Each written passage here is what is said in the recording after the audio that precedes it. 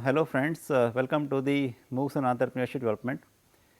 We shall be taking up the module number 1 part 2, specifically part 2A in this video, and this is on the creativity and innovation in entrepreneurship. The contents of this specific video are case study of an innovation, then the types of innovation, the innovation process, and then the certain case studies. I will start with a very small case study of an innovation. This is the case study of the Tata Nano car. Mr. Ratan Tata, who was heading this Tata Empire. So, one time he was traveling in Mumbai in his car, and he saw that there was a small family of 4 persons, husband, wife and 2 children. They were riding on a scooter.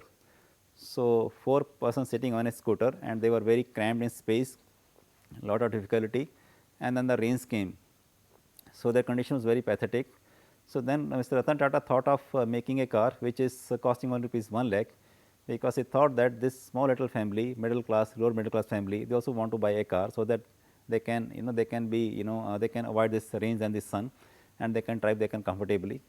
So, then he started making this Tata Nano car, and he came up with this rupees 1 lakh car. So, when the car came into the market, rupees 1 lakh car, there was no other car except Nano car for rupees 1 lakh segment, and that was the innovation of Mr. Ratan Tata. Let me define the entrepreneur through Mr. Joseph Schumpeter, who is the father of entrepreneurship. He says an entrepreneur is an innovator. So, his major focus is on the innovation. He says he is an innovator who implements the change within the markets through carrying out of new combinations. So, as per Schumpeter, if a person or a businessman is not an innovator, he is not an entrepreneur. He can be a simple plain businessman, but not an entrepreneur. So, innovation is the one thing which distinguishes a person, an entrepreneur, from a businessman basically. So, what could be the innovations? The introduction of new goods, you can make something new, new product, new service and launch into the market. New method of production, your technology can be new. New way of raising finance, the way you create the you collect all the finances for your business, that can be a new method. Opening of a new market, you can find some new market in any part of the world. In fact, nowadays with this internet and e-finances and this thing marketing, you can go to any part of the world. New source of supply of raw materials and reorganization of an industry. So, this could be the possible innovations which can happen in a business. So, we can club them into major 2 categories. The first is the technical or the product innovations, that means innovations in the form of a product or a service, and the second is the business process innovations. As per the Peter Drucker, the very famous management guru, he says innovation is a specific tool of the entrepreneur.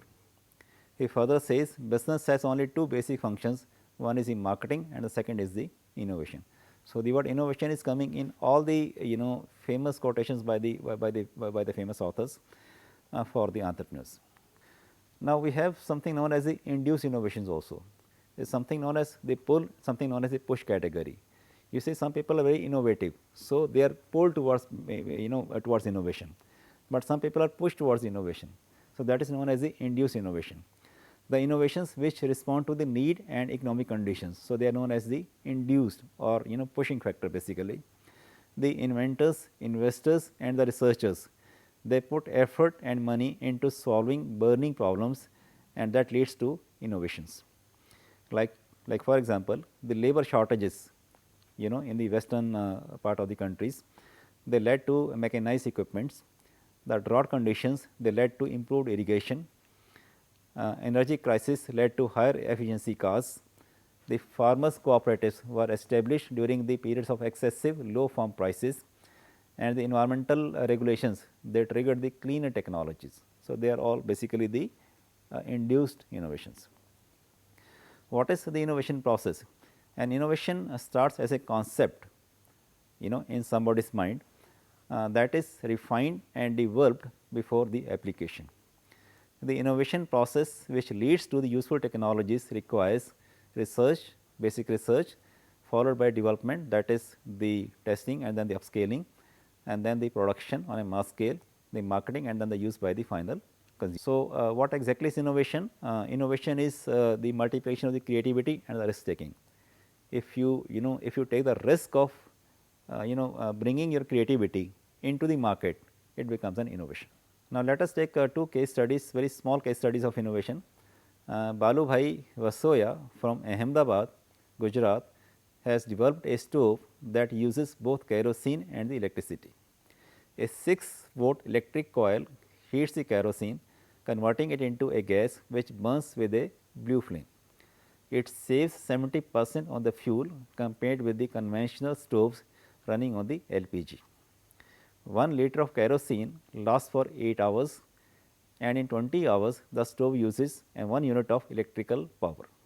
So, running it for an hour costs 1.5 rupees in total, no smell, no smoke, and it burns like a LPG. So, that is a very small innovation by a person. This is another case study of an innovation in one of the IITs.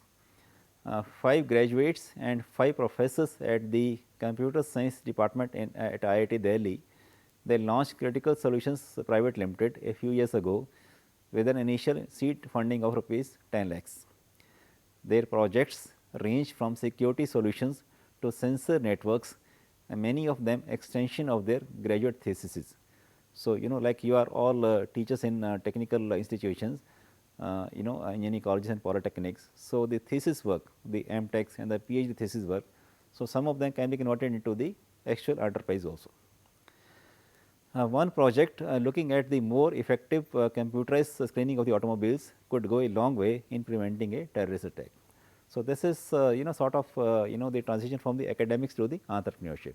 So, you have done a research. So, that research if it can be field tested, and then it can be brought into the market as an innovation. So, I think that is all. So, thank you so much.